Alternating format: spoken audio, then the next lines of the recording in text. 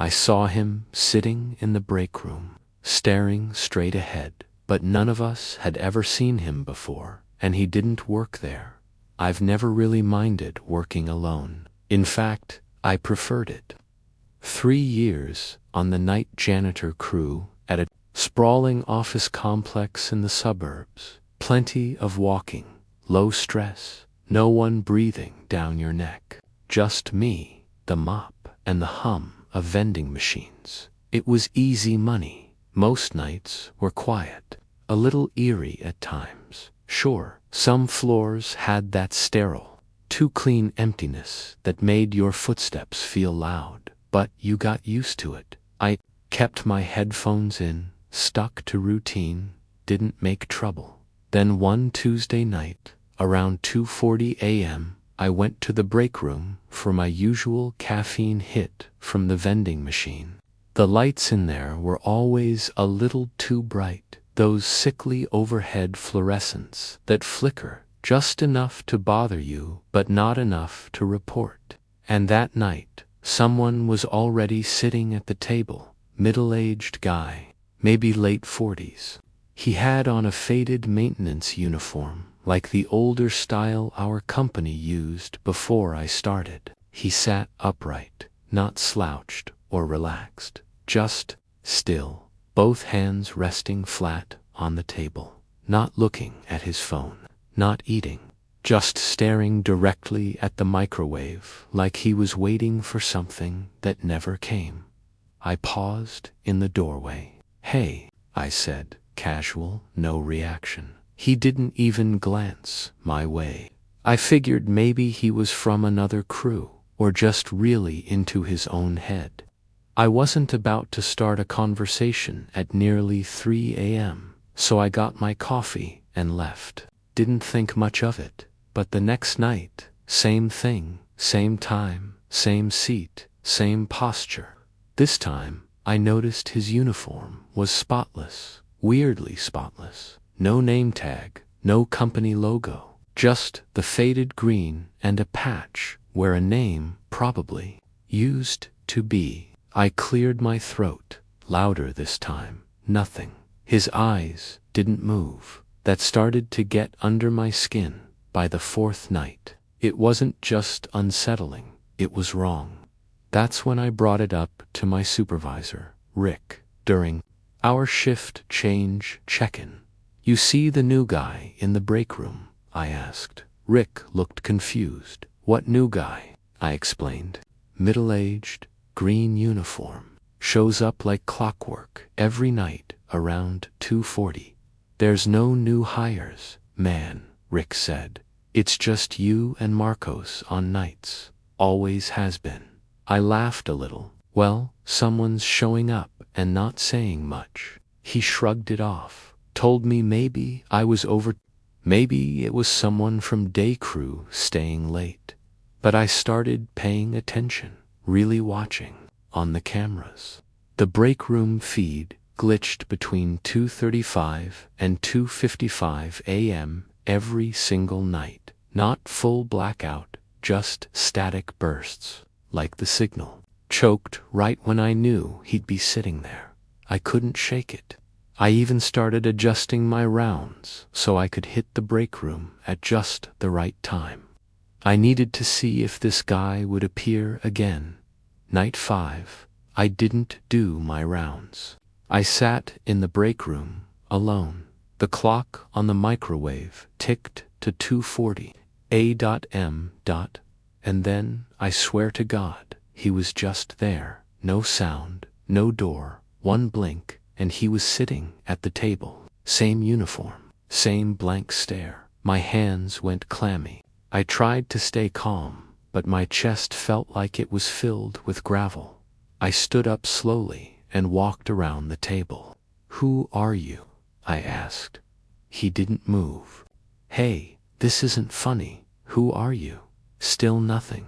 His face was blank, pale, like wax. His eyes didn't even twitch, but they were open, focused on the microwave. I pulled out my flashlight and waved it across his face. Then he turned, slow, like something winding down.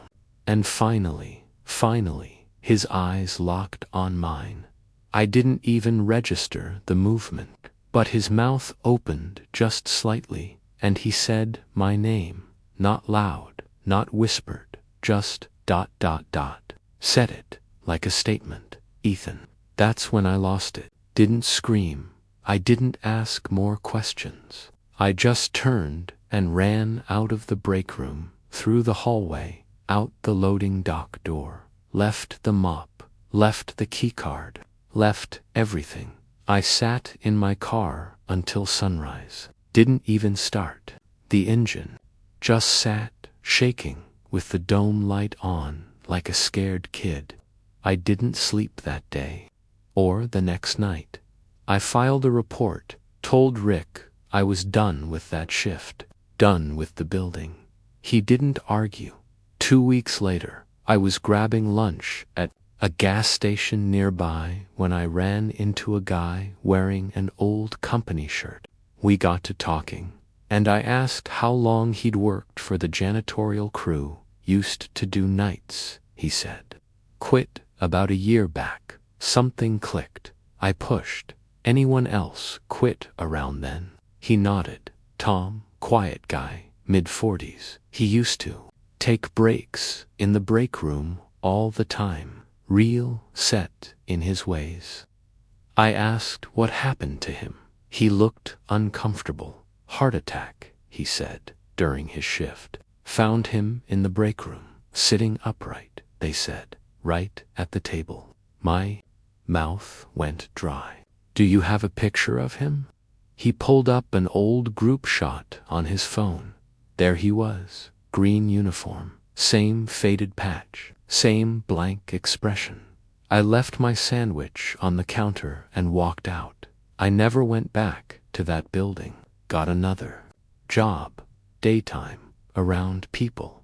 But sometimes I wake up just before 3 a.m., cold sweat, heart pounding, and always with the same taste in my mouth. Stale vending machine coffee.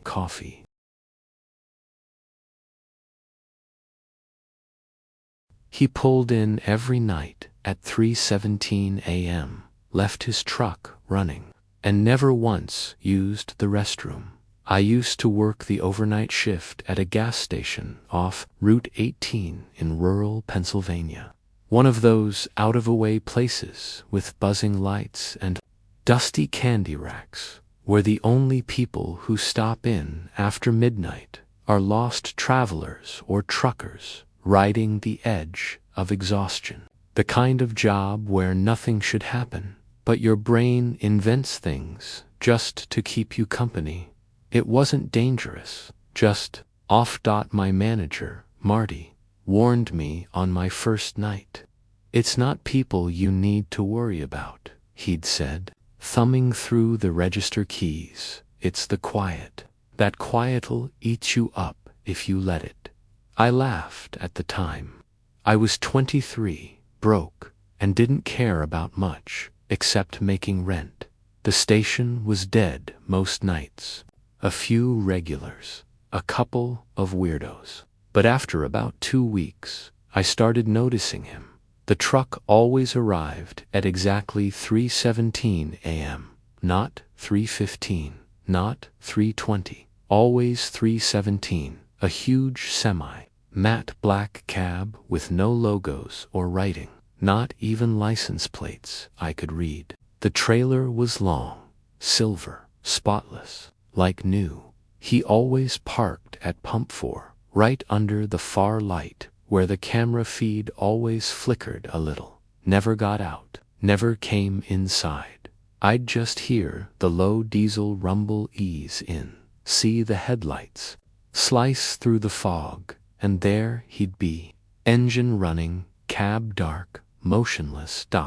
At first, I figured he was napping, or killing time between hauls, but he didn't nap, didn't eat, didn't even move, just sat there. After exactly 7 minutes, he'd pull out and disappear down the highway. No brake lights, no indicator, just gone.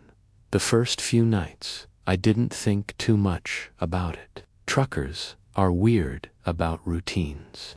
Maybe it was a ritual, a timing thing, but it kept happening every night. Same exact time, same exact spot. 7 minutes, then gone. I started watching him more closely. The guy behind the wheel wore an old green cap, and this was what really stuck with me: sunglasses. Even in the middle of the night.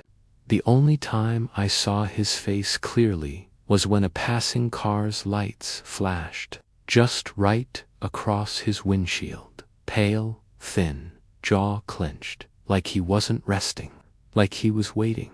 It started to gnaw at me. One night, around 3:10, I walked outside to take out the trash early, just to be near pump for when he came in. The air was thick and damp, the kind of cold that soaks into your sleeves. At 3:17 on the dot, I heard it, the low growl of the engine. There he was, rolling in.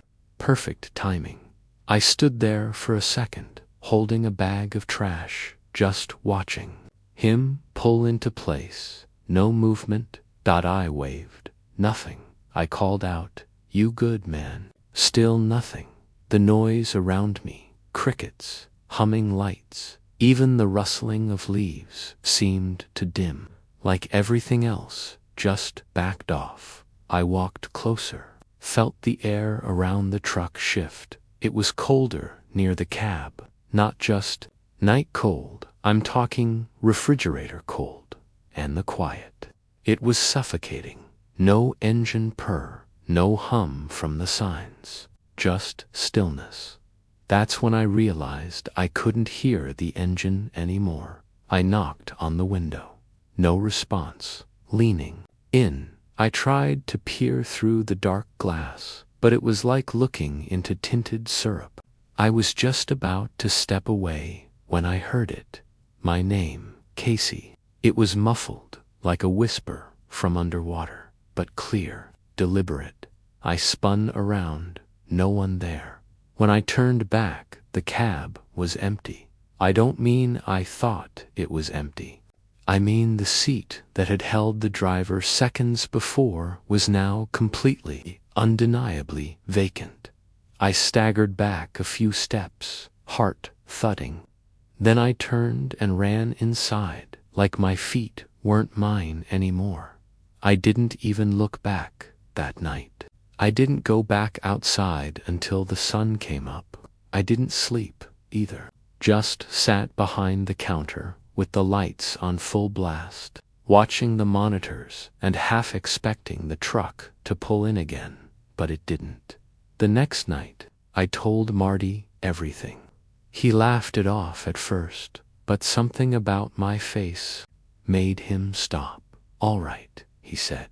"Take tomorrow night off. I'll get Brandon to cover for you." So I did. Stayed home. Tried to forget it. Told myself maybe I was just sleep deprived. Maybe I imagined it. But curiosity doesn't let go that easily. The night I was off, I texted Brandon at 3:30 a.m. "See the truck?" No reply. Next morning, he calls me, quiet. Said nobody pulled in. He muttered, "But there's a black burn ring on the concrete where pump 4 is, like the asphalt melted or something." I went in later that day and checked the cameras. The feed from 3:15 to 3:25 a.m. was corrupted, static. Same time the truck usually showed up. I don't mean it cut out. I mean it was overwritten, like someone had scrubbed that chunk clean. That same afternoon, a man came into the station. Older guy, probably in his 70s, wore thick glasses, walked with a cane. He asked for a soda, and we got to chatting.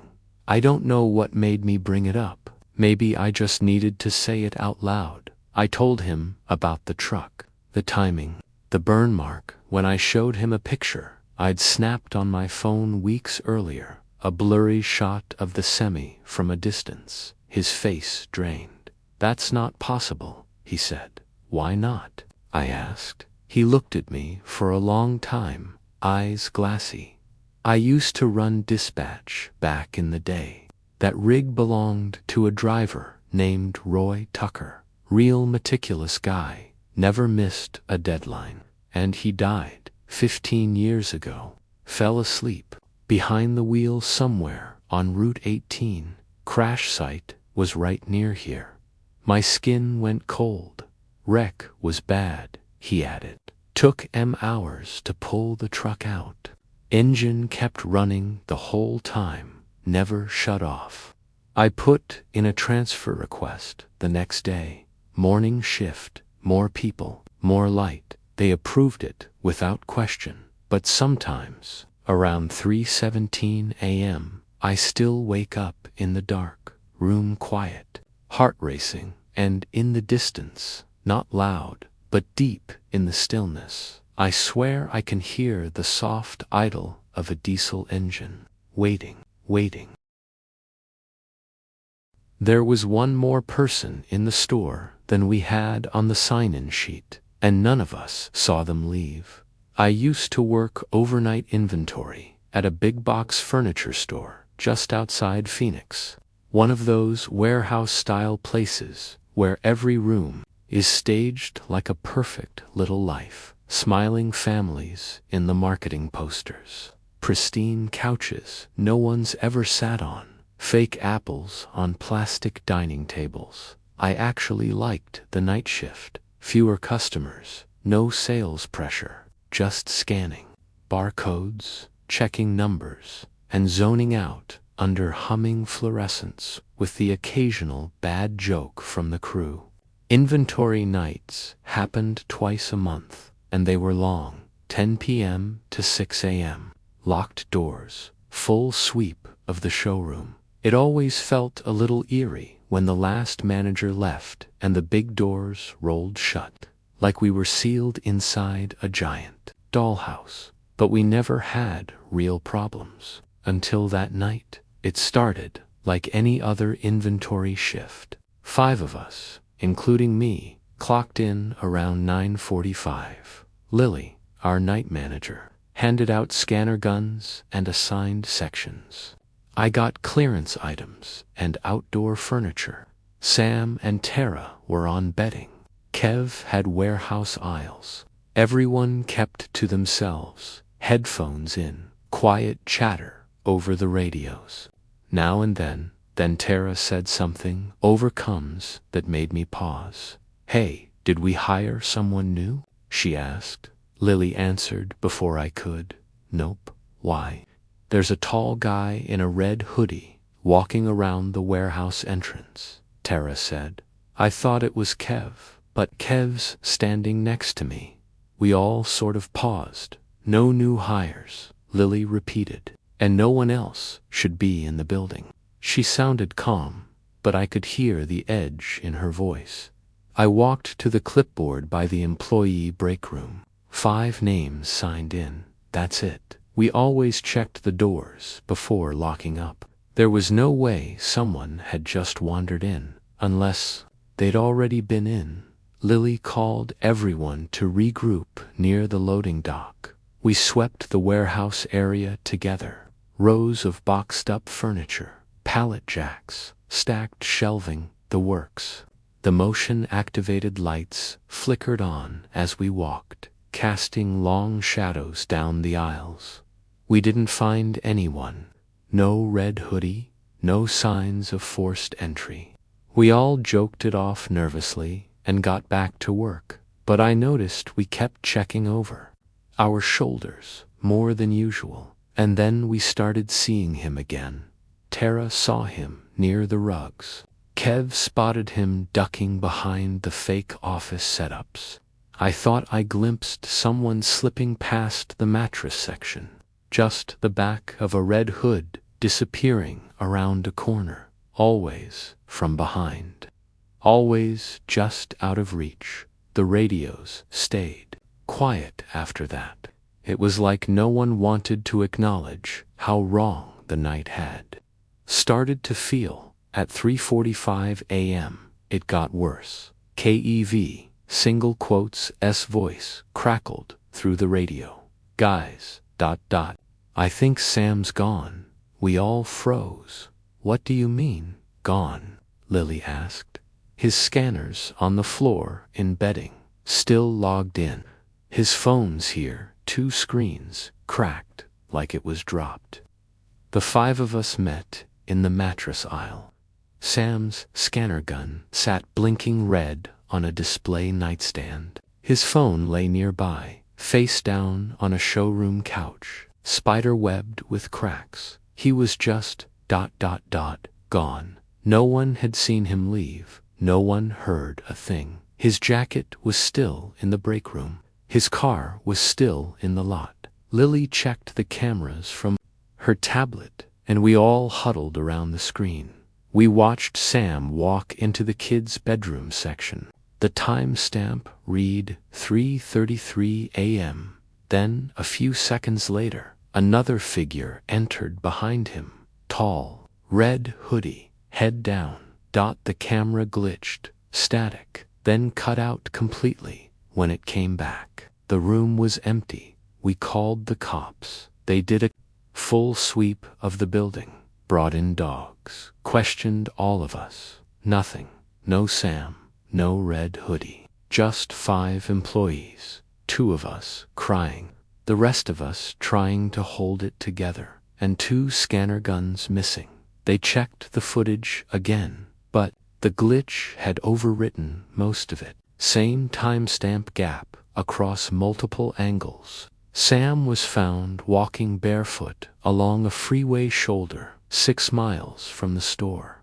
A driver called it in, said he looked dazed, confused. He didn't have his phone, didn't know how he got there. His hands were scraped up, and he was missing 1 sock. When the EMTs asked what happened, all he kept saying was, "There's a room behind the room, that's all." Over and over, "There's a room behind the room." The store closed for 3 days. Management said it was for maintenance. We all knew better. I quit the next week. Couldn't step foot in that place again. But Lily stayed. She said she needed the job, and she wasn't the type to scare easy. Said Sam was probably sleepwalking or having some kind of episode. Rationalized it, even though we both knew she didn't believe herself. A couple months later, I got a call from her. A customer had gone missing during broad daylight, middle of a Saturday rush, last seen walking into the bedding section. The cameras caught him browsing comforters, then turning a corner toward the kids' rooms. And just before the footage cut out again, you can see it, frame by frame, if you pause it just right. A tall figure in a red hoodie, walking toward the camera.